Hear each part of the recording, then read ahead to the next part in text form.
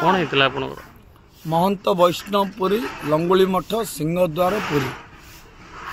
श्री श्री श्री अखंड श्री अनंत श्री माँ नारायणी यात्रा उपलक्षे मु फुलवाणी यात्रा करी 3 दिन तले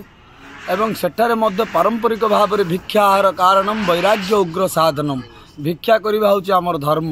से ही भाव में माँ नारायणी यात्रा भजन समारोह चली समय जो भक्त मान भजन श्रवण करुले महाप्रभु जगन्नाथंकर से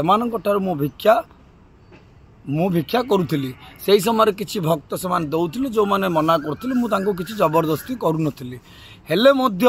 नारायणी कमिटी भितर थिबा केतेक दुर्जन दुष्ट समस्ते नुहंती केतेक दुर्जन दुष्ट मत आक्रमण करथिले भिक्षा करिवारे बारण करथिले जहाँकि भिक्षाहार कारणम वैराग्य उग्र साधनम सन्यासी मानकर भिक्षा होची अधिकार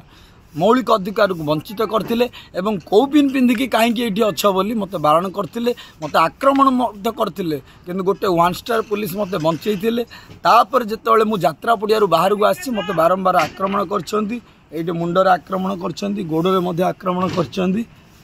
जीवन रे मारिया पई चेष्टा करथिले कहले तो फुलवाणी छाड़ी दे तो तमें कहीं भिक्षा करुच यात्रा पड़िया तमें कहीं कौपिन पिंधिकी आम फुलवाणी रे बुलु तंगर सबु जगार आमर संविधान अनुसार मौलिक अधिकार अच्छे समस्ते मुक्त भाव में जापरें एवं भिक्षा करने मागे खिया को साई बांट ना बोली कथार अच्छी किंतु यात्रा पड़िया भिक्षा करने द्वारा से मर्यादा को आँच आसुची भितर एक रहस्य होची विजु पट्टनायक कहते ओडिशार बरपुत्र कलिंगा साहसिबा फुलवाणी रे मुझे देखिली विजु पट्टनायक पाखरे गेरुआ पगड़ी बांधि हाथ में शंख चिन्हर पताका लगे जहाँफल कि हुए तो विरोधी दल से भयभीत होता पारती जेहेतु या पचे राजनैतिक उद्देश्य रही किंतु कलिंगा साहसिका ओडिशार बरपुत्र विजु पट्टनायक आम केवे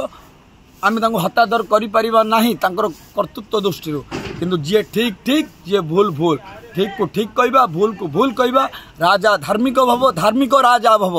जी राजा हूँ ना कहीं से धार्मिक होगा आवश्यक आदि से धार्मिक न हे ताहले धर्म शक्ति द्वारा एवं दैवी शक्ति द्वारा तार शासन को परिवर्तन करने महाप्रभु जगन्नाथ आमको शक्ति देइछंती एवं जुगे जुगे धर्मर जय हब एवं जो प्रकार माड़ होइछि एवं जो प्रकार हत्या उद्यम कर